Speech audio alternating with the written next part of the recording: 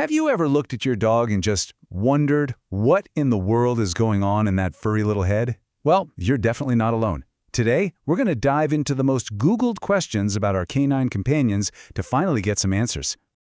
Oh yeah, we're talking about the big ones, the questions we've all secretly typed into a search bar late at night. Why do they do that weird thing with their tail? What's the deal with howling at sirens? And seriously, why oh why do they eat grass? Let's get into it. So, first up, we're going to try and decode how our dogs actually talk to us.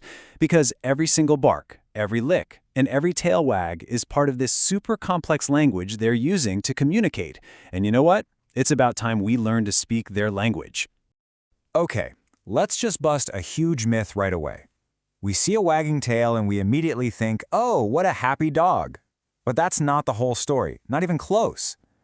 A tail wag really just means a dog is emotionally stimulated.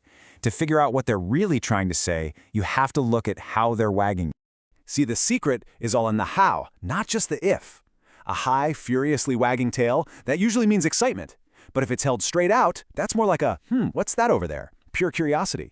A low, tucked wag can signal fear, while a stiff, bolt upright tail can be a warning sign of aggression. It's a whole vocabulary in one single body part. All right, let's move on to another, shall we say, very audible form of communication, the howl. It can be haunting, sometimes it's hilarious, and let's be honest, it can be a little annoying at 3 a.m. But that sound is deeply, deeply ingrained in their DNA. It's a direct phone line back to their wolf ancestors. And no, it has nothing to do with the full moon. Howling is more like a multi-tool. It can be a way for them to announce their presence, a knee-jerk reaction to a high-pitched noise like a siren, or sometimes it's just a plea for your attention. In some cases, though, it can even be a cry for help, signaling that they're in pain or sick. And what about those famous slobbery kisses?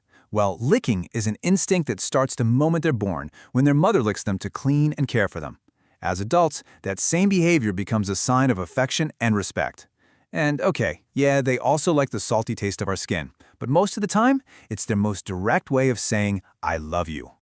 Now let's shift gears and explore the incredible biological tools that dogs use to experience the world around them. Seriously, they have sensory superpowers that we can barely even imagine. Just take a look at that number. A dog's sense of smell can be up to 10,000 times more sensitive than ours. It is so powerful that a dog could sniff out a single rotten apple in 2 million barrels. It's absolutely mind-blowing. And this incredible ability is all thanks to their most amazing tool, their nose. So why is their nose always wet? Well, it's not for nothing. It's a brilliant piece of engineering. A thin layer of mucus actually traps scent particles right out of the air.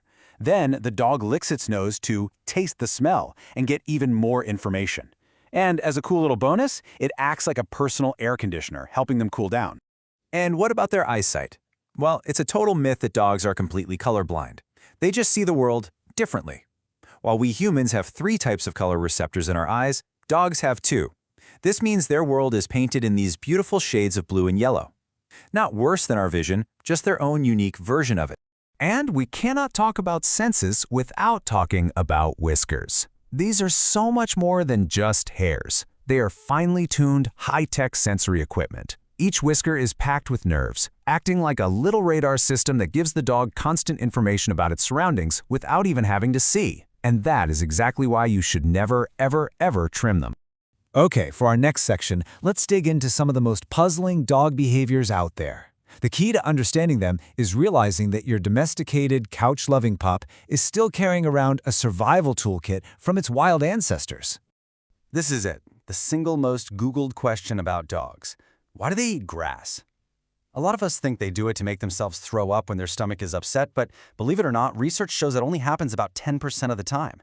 So what's really going on here?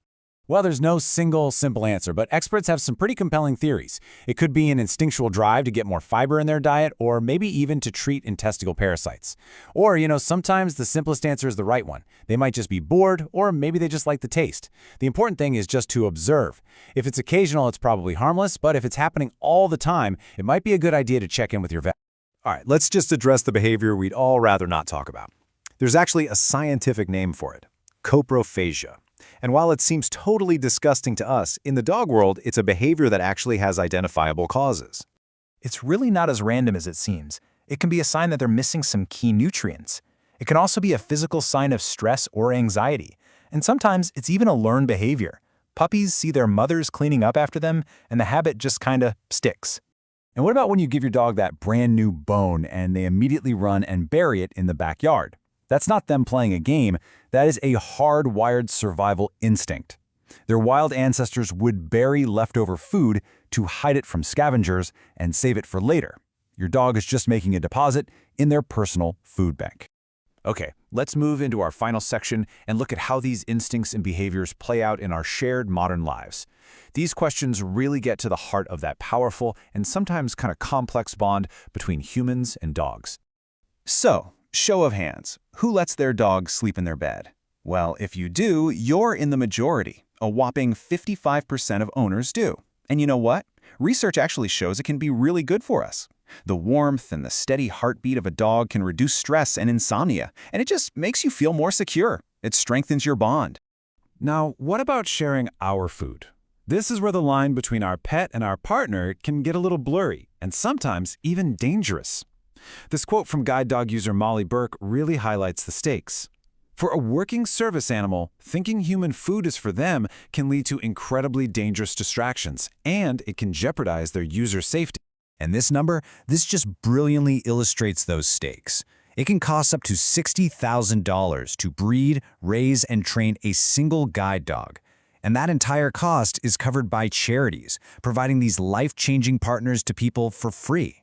That partnership is built on absolute trust and focus, which is why that no human food rule is totally non-negotiable. So, as we've seen, everything our dogs do, it has a reason.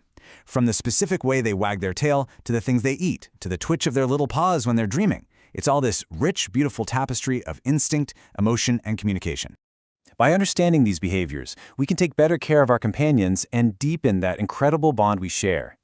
They're constantly sending us signals and telling us who they are and what they need. So the only question left really is, are we paying close enough attention to hear them?